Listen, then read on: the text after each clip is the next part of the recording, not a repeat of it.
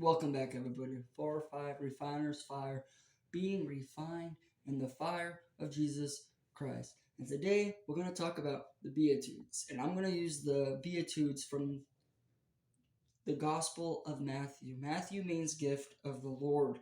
And the reason I'm using the Beatitudes from this Gospel is because it has every single one. Beatitude is a state of utmost bliss. And we find the Beatitudes in Matthew chapter 5, verses 1 through 12, which says, Blessed are the poor in spirit, for theirs is the kingdom of heaven. Blessed are those who mourn, for they shall be comforted. Blessed are the meek, for they shall inherit the earth. Blessed are those who hunger and thirst for righteousness, for they shall be filled. Blessed are the merciful, for they shall obtain mercy. Blessed are the pure in heart, for they shall see God. Blessed are the peacemakers, for they shall be called sons of God. Blessed are those who are persecuted for righteousness' sake, for theirs is the kingdom of heaven. Blessed are you when they revile and persecute you, and say all kinds of evil against you falsely for my sake. Rejoice and be exceedingly glad, for great is your reward in heaven. For so they persecuted the prophets who were before you. The Beatitude is what it means to live as a child of God's kingdom. In Greek, the word blessed means happy, blissful, or literally to be enlarged. Those who experience the first aspects of the Beatitudes, poor, mourn, meek, hungry for righteousness, merciful, pure, peacemakers, and persecuted, will experience the second aspects: kingdom of heaven, comfort, inherit the earth, filled, mercy, see God, called sons of God, and inherit the kingdom of heaven. You have good, you have bad, you need to receive this one to receive this one, vice versa. You see, the Beatitudes in God's kingdom, it helps us understand that people are not privileged because they are on top, but because being on the bottom, they're in a better position to receive God's grace and favor. The signs of being blessed aren't power of material or material wealth. The sign of being blessed is receiving the benefits of God's grace. You see, in Psalm chapter 1, verse 1, we read, Blessed is the man who walks not in the counsel of the ungodly, nor stands in the path of sinners, nor sits in the seat of the scornful.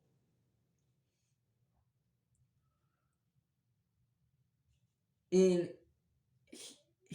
the Hebrew culture, wisdom, literature, and poetry is filled with descriptions of two favorite characters, the righteous man and wisdom, often personified as she. In this context, the righteous man is literally tool used to represent those who love and desire to please God rather than an actual individual. It contrasts the way of life of a blessed man and a wicked man. Being blessed or successful is not a once for all time dramatic event, but rather a lifetime of choosing to follow God and His commandments. It can, however, end up with well done, good and faithful servant from our Lord. Success comes from being in a relationship with God. That means faithfulness by His definition. Then again, in the Gospel of John, chapter 20, verse 29, Jesus said to him, Thomas, because you have seen me, you have believed. Blessed are those who have not seen me and yet have believed. And again in James chapter 1, verse 12, we read, Blessed is the man who endures temptation, for when he has been approved, he will receive the crown of life, which the Lord has promised to those who love him. The Bible describes the believer's reward under various vivid images, such as precious metals, garments, and crowns. So let's go back and let's look at a few things. What does all the Beatitudes mean? You have poor, mourn, meek, hunger and thirst, merciful,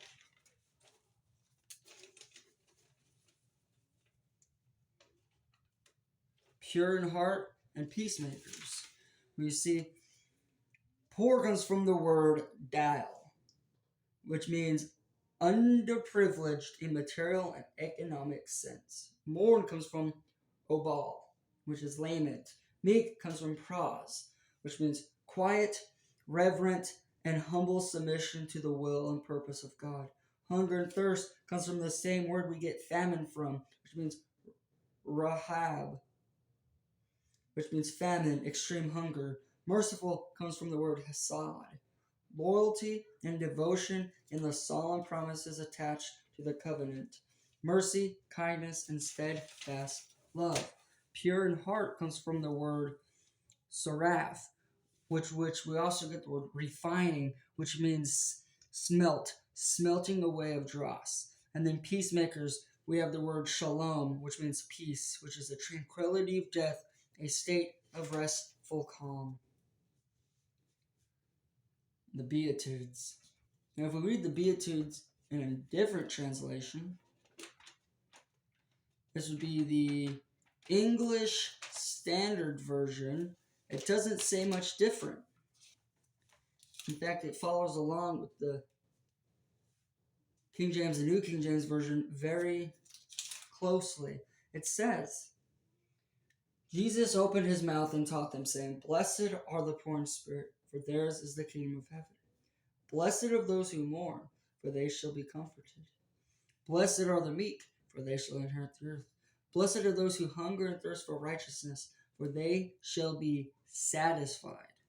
Blessed are the merciful, for they shall receive mercy. Blessed are the pure in heart, for they shall see God. Blessed are the peacemakers, for they shall be called sons of God. Blessed are those who are persecuted for righteousness' sake, for theirs is the kingdom of heaven. Blessed are you when others revile you and persecute you and utter all kinds of evil against you falsely on my account. Rejoice. Rejoice in that. Rejoice and be exceedingly glad, for your reward is great in heaven. For so they persecuted the prophets who were before you. And then we're going to skip down. We're going to go to verse 13 through 16. And I've done these verses before, but these are very important. You are the salt of the earth. But if salt has lost its taste, how shall its saltiness be restored?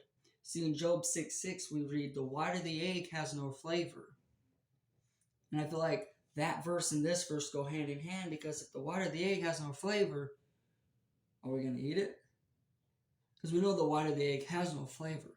But we are the salt of the earth. And if salt has lost its taste, how shall its saltiness be restored? It is no longer good for anything except to be thrown out and trampled under people's feet.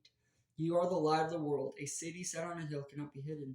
Nor do people light a lamp and put it under a basket, but on a stand, and it gives light to all in the house. In the same way, let your light shine before others, so that they may see your good works and give glory to your Father who is in heaven.